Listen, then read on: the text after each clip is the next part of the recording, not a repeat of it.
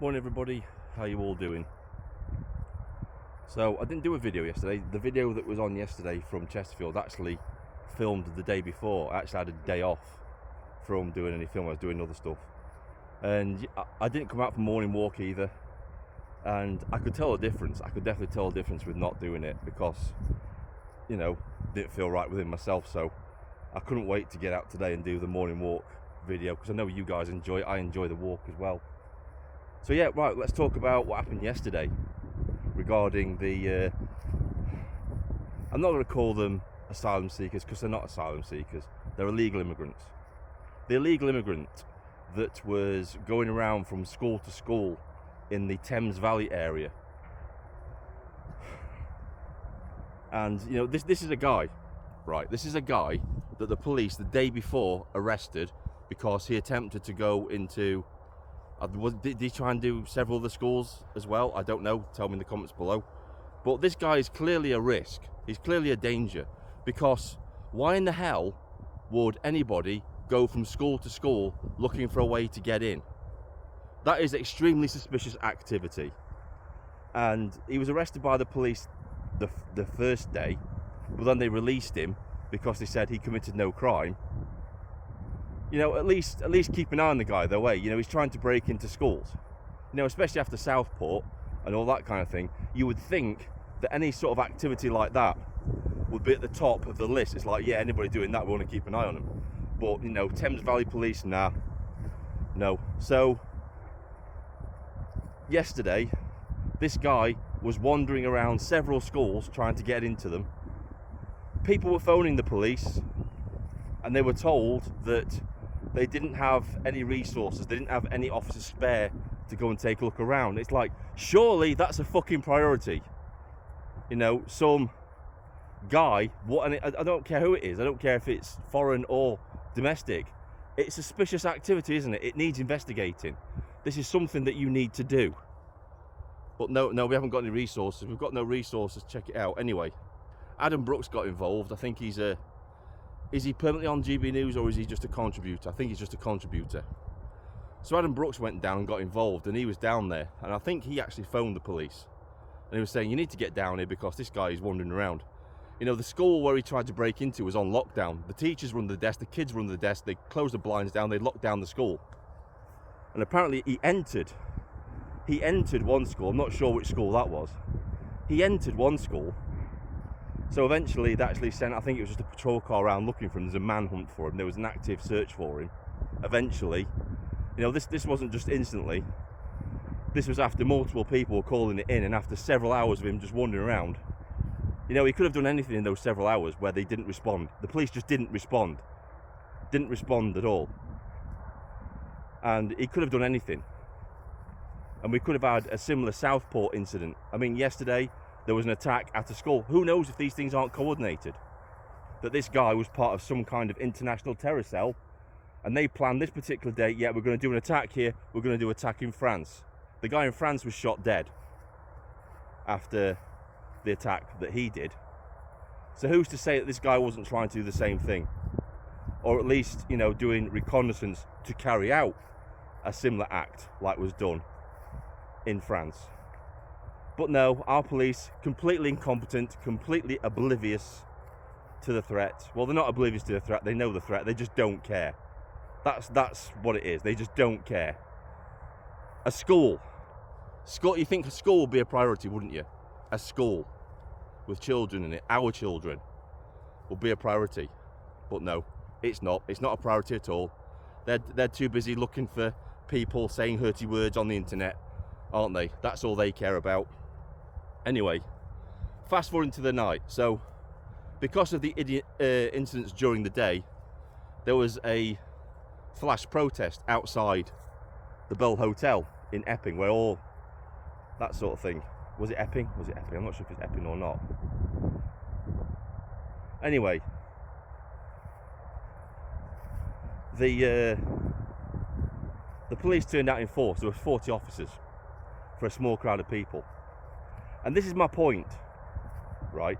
They can draw resources from surrounding divisions of the police when it's protests. Why can't they do this when there's a severe threat? Why can't they call in reinforcements from other divisions when there's a severe threat? We haven't got the resources. We need acting on this like it's an emergency. There's somebody knocking around schools. We need backup. Now, Steve might come in the comments and say they can do that, but just didn't. I don't know. I don't know what police procedure's like. But to me, it would make sense that if you don't have the resources to deal with a developing crisis, that you would call in backup from other divisions to help you out. I know they do it in this area. I know Chesterfield Police can call from Staveley Police, can call from Bolsover Police, can call from police down in Ripley if they need backup. So why at the time wasn't there? Why isn't it a priority? And why was it at the night when the protest kicked off they had 40 officers available? It seems they have their priorities, don't they? And the thing is, when they say, oh, we can't arrest him because he's not committed a crime. So basically, he's got to kill a load of kids then, has he? He's got to kill a load of kids or assault somebody before you can do anything about it. You can't prevent this activity from taking place. Once again, it's a stronger case for these people being kept in detention camps, illegal immigrant detention camps, so they can't leave and they can't cause a menace to the surrounding population. That's what needs to happen. All these illegal immigrant hotels need to be shut down. There's no doubts about it. The security is weak, it's non-existent. The security guards on the door are fucking useless. And that's what needs to happen. And while we're talking about one useless part of society, let's talk about a completely useless idiot. Toby Perkins, Chesterfield's MP. So he stepped up to the plate and he came out on record to the Derbyshire Times, which is our local newspaper around here. And he basically said, he made a statement that said that the protest that's taking place at the Sandpiper Hotel on the 28th of September, be there, the one that I'm going to be going to and covering. He wants that protest he wants the protesters to cancel that protest because he stated that it will turn the local peaceful area into a battleground. Yet, this is the person who said absolutely nothing about stand up to racism doing a protest outside the Sandpiper Hotel. Said nothing about it when they turned up last Saturday doing their protest. Not a word, not a murmur. Not a murmur about that. They've already done their protest. Their right to assembly is protected, apparently. But because we oppose illegal immigrant hotels, no, we have to cancel ours because we might cause trouble. We're not going there to cause trouble. It's going to be a peaceful family protest, family event, family protest. And if there's any trouble, then it's going to be coming from the far left, isn't it? It's just our right, our human right to peacefully protest. And let's talk about Toby Perkins, right? Because he's an absolute piece of shit. Google his name. Google Toby Perkins MP for Chesterfield, because he's been involved in a rather interesting scandal during the lockdown. So while we were all struggling, to pay our gas, electricity bills, and that sort of thing, because we were either being put on furlough or we were losing our jobs because companies couldn't stay open, they couldn't operate properly, so they had to lay off staff. While all that was going on, while we were all struggling in a cost of living crisis and the price of energy bills going through the roof, Toby Perkins decided to put all his household bills on his expenses account, on his parliamentary MP expenses account. His electricity bills, his gas bills, all that kind of stuff, because he claimed he was working from home. He got involved with, I think there was another guy as well that he was involved with, highlighting this. These people, are on 100 grand a year. They can afford to pay their gas and electricity bills. They're just scumbags, absolute scumbags. And, the only time you ever hear from Toby Perkins is when there's a photo opportunity. That's the only time you hear from him. People often say, why don't you write to your local MP about issues? My local MP is Toby Perkins, and he's a fucking idiot. And, he wouldn't do anything. This is the guy who voted to remove the winter heating allowance for pensioners. That sort of guy. So yeah, the protest is still going ahead. There was lots of pushback in the comments saying, wait till the next general election, you're going to be removed. So that's people's attitude in this local area.